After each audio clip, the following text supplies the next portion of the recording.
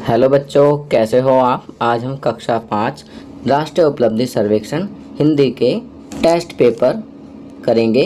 बच्चों, ये जो टेस्ट पेपर हैं इनसे आपको सहायता मिलेगी जो आपका राष्ट्रीय उपलब्धि सर्वेक्षण का पेपर होगा उसे करने में और आपके अपने पाठ्यक्रम को पूरा करने में।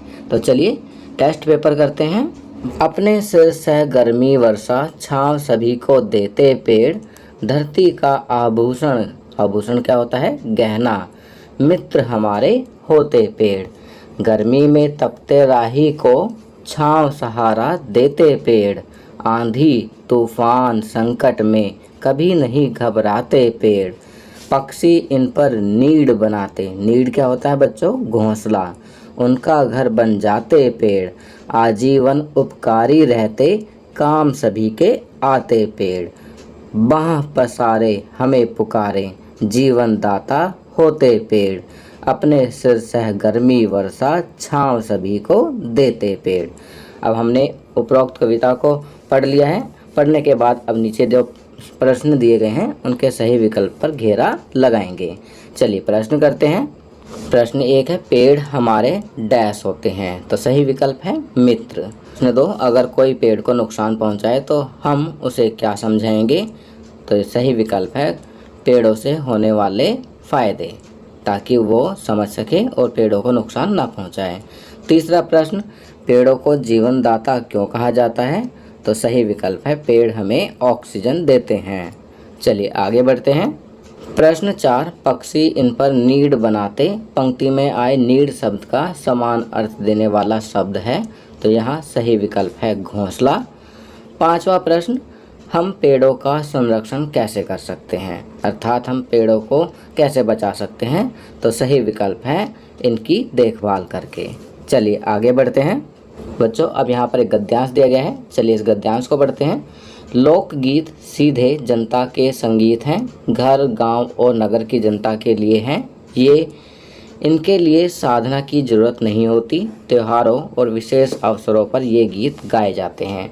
इनको रचने वाले भी अधिकतर गांव के लोग ही हैं। स्त्रियों ने भी इनकी रचना में विशेष भाग लिया है। ये गीत बाजों की मदद के बिना ही ढोलक, झांझ, करताल, बांसुरी आदि की मदद से गाए जाते हैं। एक समय था जब शास्त्रीय संगीत के सामने इनको हे समझा जाता था। अभी हाल तक इनकी बड़ी उपेक्षा की जाती थी, पर इधर साधारण जनता की ओर जो लोगों की नज़र फिरी है तो साहित्य और कला के क्षेत्र में भी परिवर्तन हुआ है। चलिए गद्यांश पढ़ने के बाद अब यहाँ कहा गया है उपरोक्त गद्यांश को पढ़कर नीचे दिए गए प्रश्न के सही विकल्प पर घेरा लगाइए।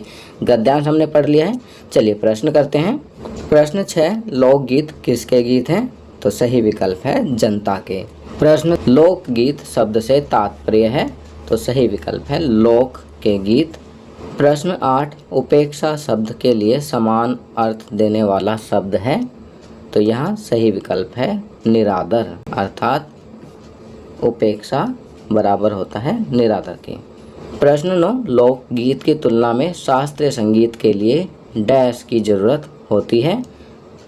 तो लोकगीत में हमें प्रैक्टिस की, साधना की ज़रूरत नहीं होती, परंतु शास्त्रीय संगीत के लिए हमें किसकी ज़रूरत होती है, साधना की।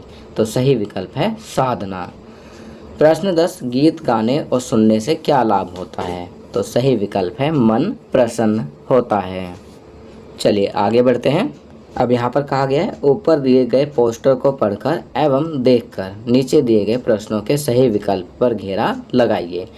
अब आप देख सकते हैं यहाँ पर एक पोस्टर दिया गया है जिसमें कोरोना के बारे में बताया गया है। बदलकर अपना व्यवहार करें कोरोना पर वार, सतर्क रहें, सुरक्षित रहें।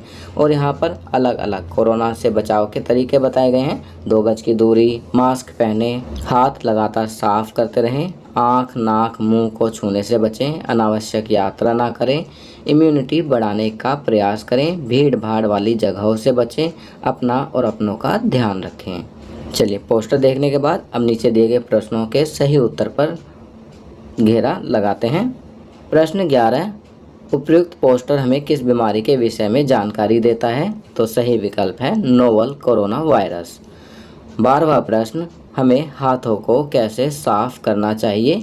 तो सही विकल्प है हैंड वॉश या साबुन से। 13वां प्रश्न, हमें अपने आँख, नाक, मुंह को छूने से क्यों बचना चाहिए? तो सही विकल्प है हमारे हाथों पर कीटाणु होते हैं। चलिए आगे बढ़ते हैं।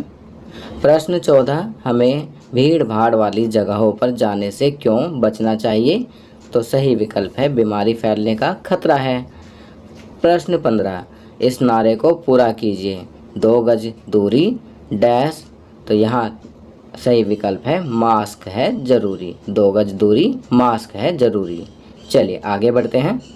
अब यहाँ पर हिंदी का टेस्ट पेपर 2 दिया गया है, इसे भी आप करेंगे ताकि आपको आने वाले टेस्ट की तैयारी अच्छे से हो सके और आपके पाठ्यक्रम में आपको सहायता मिले।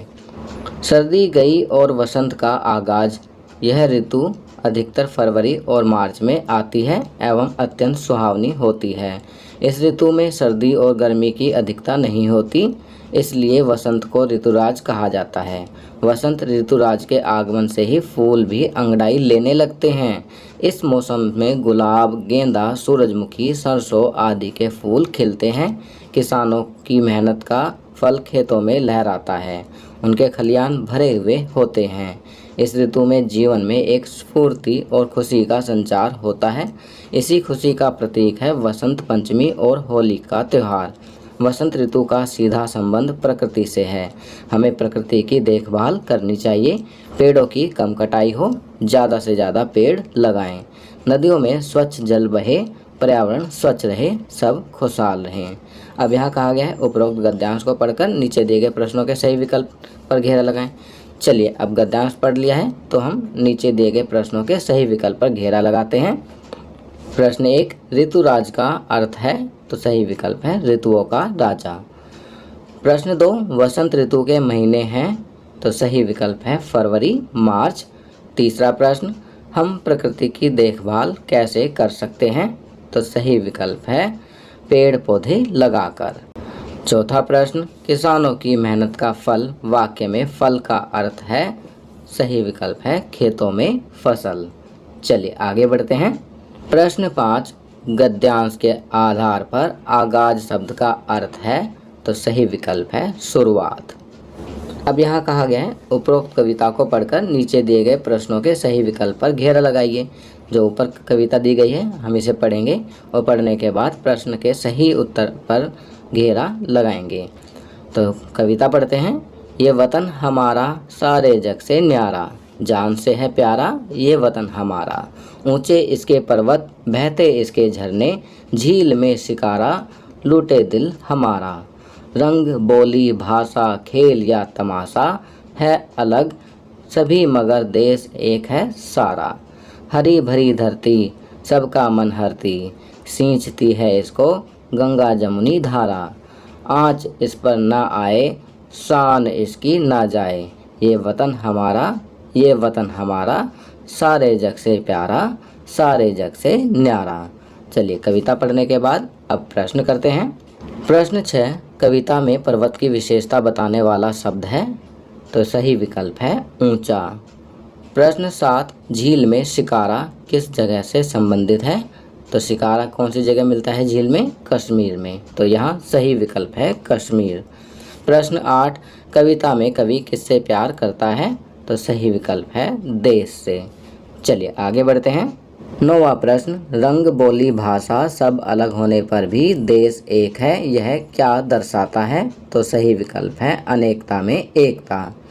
प्रश्न 10, हरी भरी से कवि का मतलब है धरती पर डैश। तो सही विकल्प है बहुत पेड़ पौधे।